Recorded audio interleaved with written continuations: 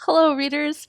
I recently read A Cuban Girl's Guide to Tea and Tomorrow by Laura Taylor Namey, and I wanted to do a bullet journal spread for it and also tell you 15 things I thought about while reading this book. I did want to stick with some of the colors and the vibe going on the cover, and so I'll be using a lot of pinks and like this bluish green color. If it looks like I'm drawing or coloring things in kind of weird, it is definitely weird because I have a tripod in between me and the notebook, so I'm kind of like working around it, but I did the best that I could. So you may see some parts where I just decide to stop the video and do some coloring in so you're not watching me the whole time because it is a little bit of a slow process. I thought it was a good idea to first start coloring in the frame that I had in mind. Here I'm coloring the lighter pink sky before I get to the silhouette of the city, which I'm going to color in a darker pink. And again, I just wanted to do the frame first before I get to the icons that I have on the inside, which is where I'm going to start addressing the 15 thoughts I had while actually reading the book. This is where I decided to bring in that blue-green color, and I'm coloring in the bushes that are kind of going to be in the background along with the grass.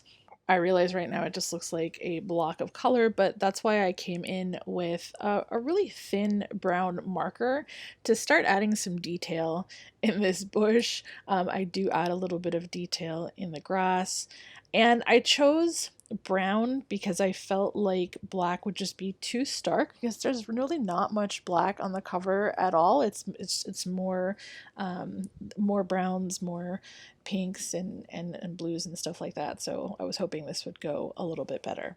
I didn't want these squiggles to look so repetitive, but again, I had a tripod blocking my way in between the notebooks, so there was a little bit of awkwardness in my strokes. But regardless, I'm coming in and adding those blades of grass, which are supposed to kind of peek through from the edge of the picnic blanket, which is what I have now started working on.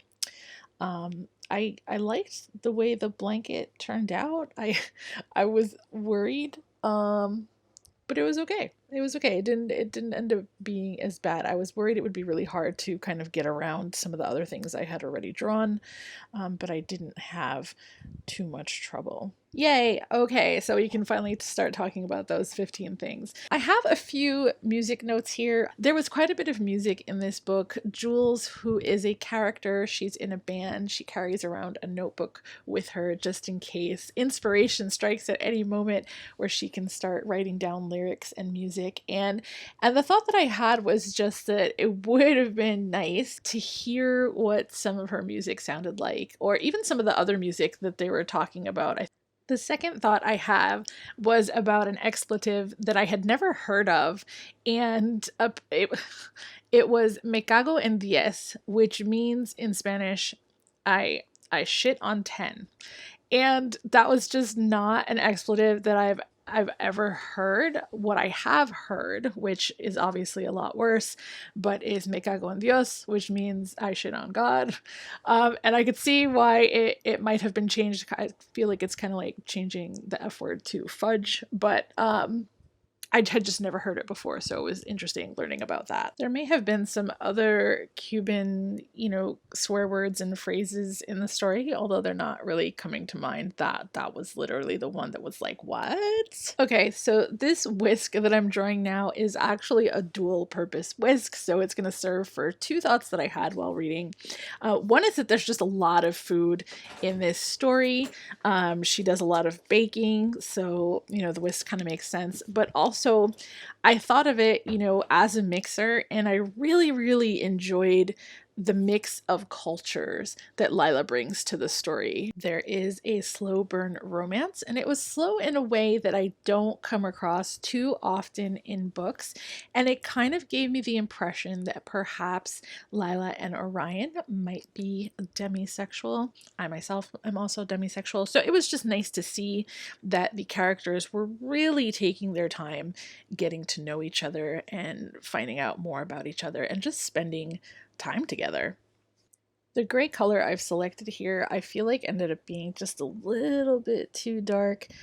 Now, one of Orion's more interesting qualities was that he had this obsession with superstitions, which I thought was really cool. They did a lot of talking about that.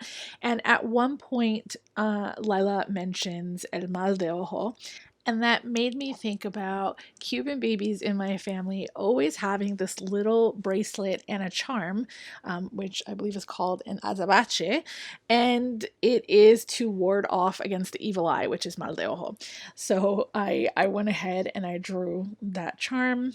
I put it on a little gold loop and put the little gold thingy underneath it. I was kind of happy with how that turned out because that kind of looks exactly like what I remember it looking like.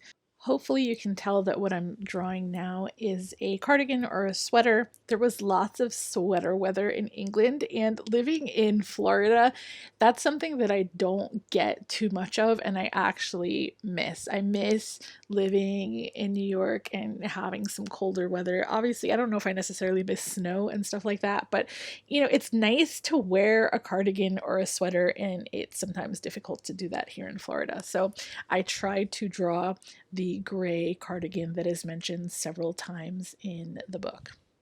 I'm realizing that the sweater was really involved to draw, so I'm just going to give you a little bit more voice over here. I tried to, not make it too complex, but to make it resemble a cardigan. I'm thinking like what I did on the sides here is a little sloppy, but I feel like it still kind of pulls it off, sort of. Is it cardigan looking enough? I don't know. You let me know. So, the next thing that I thought a lot about, because it is talked about a lot, Orion, he runs his family tea shop, was the idea that each person has their special cup of tea, their special type of tea that they like. And I'm not much of a tea drinker. My husband is more, and he likes to try all of them.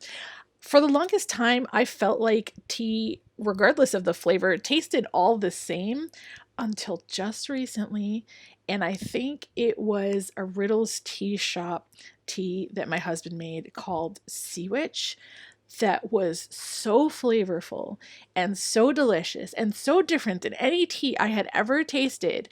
I think I would say that is my tea. So this next thought is a little bit random. The charm that I'm drawing is the charm that Lila's grandmother gave her of La Paloma. That's the name of the bakery. But apparently La Paloma is a song that was sung by Julio Iglesias, and Julio Iglesias is not Cuban. However, in my household, my tia used to be obsessed with Julio Iglesias and she used to listen to him all the time. So when I made that connection, I was like, oh man. And I thought that was kind of interesting. As I've already mentioned, one of the main characters is named Orion, and he was named after the constellation. And while I think that's a super cool name, I realized that I didn't even know what the Orion constellation actually looked like. So I looked it up and I have drawn it here for you, just in case you didn't know what it looked like. Maybe it was just me. Lila has a younger sister named Pilar, who she calls Billy, and Billy is there for her in a way that is just really nice to see. Like, there are, I think, moments where Lila doesn't really know what she needs, and her sister steps up and packs things for her or hides things for her or just really tries to help her sister the best way that she can. And I really loved to see that sisterly relationship in this story. It looks like I may have lost the footage of me drawing in the heart and the 3F, but it's pretty easy to explain.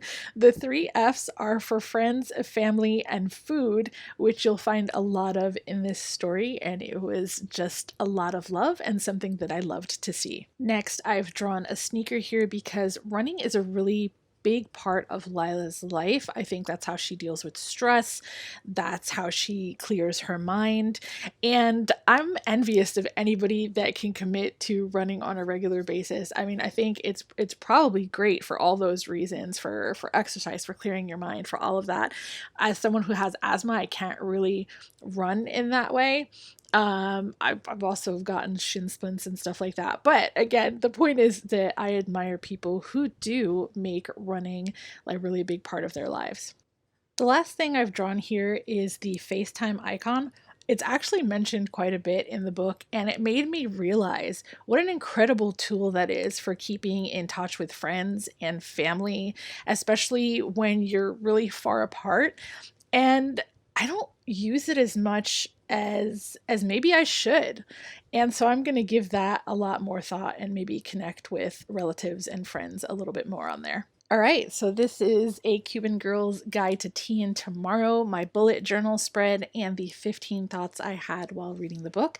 I hope you liked this video. If you want me to do more stuff like this, please let me know. And if you haven't already, be sure to subscribe, and don't forget to hit the bell to be notified when I upload new videos. Thanks for watching, and see you next time.